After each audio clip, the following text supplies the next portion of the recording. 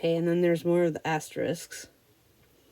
But the beard seemed to melt away as she touched it, and she found herself sitting quietly under a tree, while the gnat, for that was what the insect had been talking to, was balancing itself on a twig just over her head and fanning her with its wings. You know what? I think these asterisks are sometimes when you're reading in a chapter, it changes the topic in the middle of the chapter, and you might see a space, or you might see like a single row of asterisks or something like that. I think that's what these are now that I'm reading it, because we're still in the same chapter, but it kind of pivoted a little bit to another topic. So at this point, the beard melts away as she touched it. She found herself sitting quietly under a tree, while the gnat, for that was the insect she had just been talking to, was balancing itself on a twig just over her head and fanning her with its wings. It certainly was a very large gnat, about the size of a chicken, Alice thought. Still, she couldn't feel nervous with it, after they had been talking together for so long. Then you don't like insects? The gnat went on, as quietly as nothing happened. I like them when they can talk, said Alice. None of them ever talk where I come from. What sort of insects do you rejoice in where you come from? The gnat inquired. I don't rejoice in insects at all, Alice explained, because I'm rather afraid of them, at least the large kinds. But I can tell you the names of some of them. Of course they answer to their names, the gnat remarked carelessly. I never knew them to do it. What's the use of their having names, the gnat said, if they don't answer to them? No use to them, said Alice, but it's useful to the people who name them, I suppose. If not, why do things have names at all? I can't say that, the gnat replied.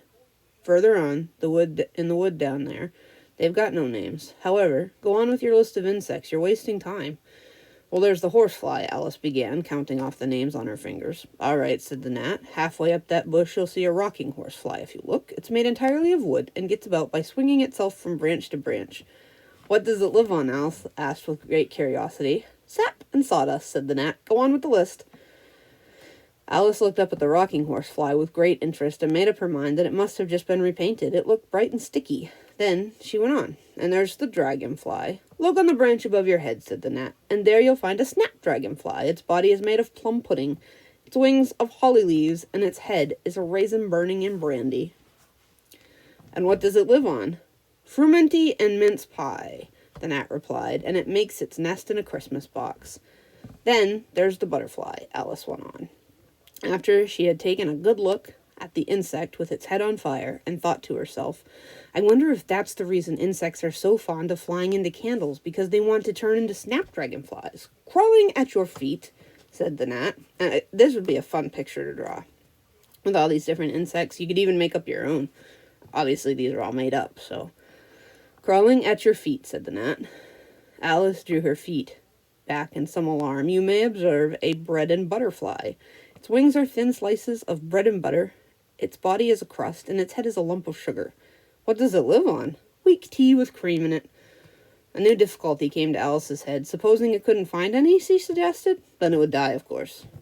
That must happen very often, Alice remarked thoughtfully. It always happens, said the gnat. After this, Alice was silent for a minute or two, pondering. The gnat amused itself, meanwhile, by humming round and round in her head. At last it settled again and remarked, I suppose you don't want to lose your name.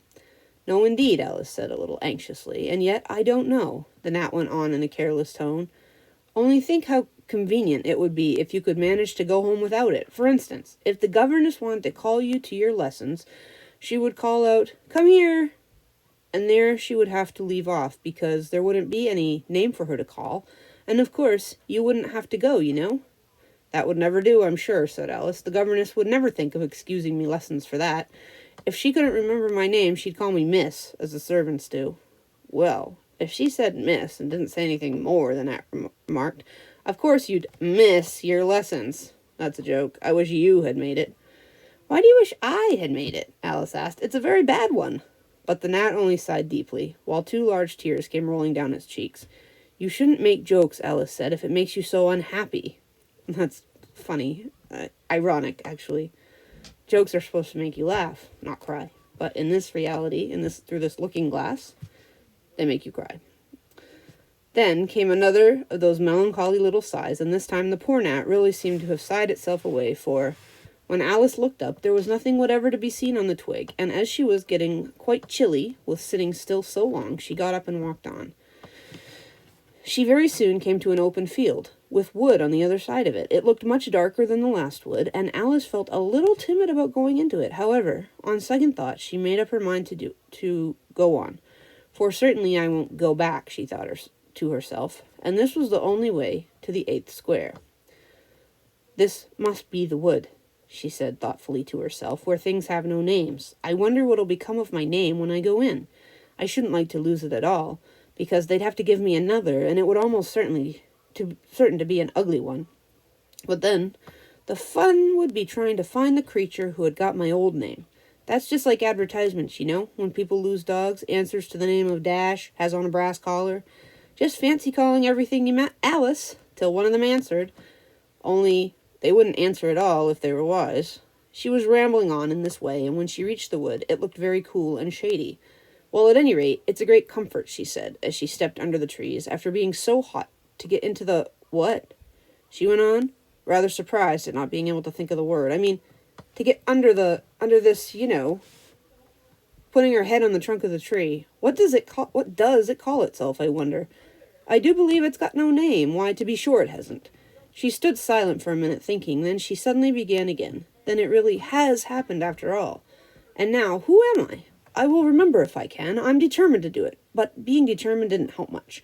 All she could say after a great deal of puzzling was, L. I know it begins with L. Just then, a fawn came wandering by. It looked at Alice with its large, gentle eyes, but it didn't seem frightened at all. Here then, Alice said, as she held out her hand and tried to stroke it. But it only started back a little, then stood looking at her again. What do you call yourself? The fawn said at last. Such a soft, sweet voice it had. I wish I knew, thought poor Alice. She answered rather sadly, nothing just now. Think again, it said. That won't do. Alice thought, but nothing came of it. Please, would you tell me what you call yourself? She said timidly. I think that might help a little. I'll tell you if you move a little further on, the fawn said. I can't remember here. So they walked on together through the wood, Alice with her arms clasped lovingly around the soft neck of the fawn, till they came out into the another open field, and here the fawn gave a sudden bound into the air, and shook itself free from Alice's arms. I'm a fawn, it cried out in a voice of delight, and dear me, you're a human child. A sudden look of alarm came into its beautiful brown eyes, and in another moment it had darted away at full speed. Alice stood looking after it, almost ready to cry with vexation at having lost her dear little fellow traveler so suddenly. However, I know my name now, she said. That's some comfort. Alice. Alice. I won't forget it again. And now, which of those finger posts ought I follow, I wonder? It was not a very difficult question to answer, as there was only one road through the wood, and the 2 finger posts both pointed along it. I'll settle it, Alice said to herself, when the road divides and they point different ways. But this did not seem likely to happen.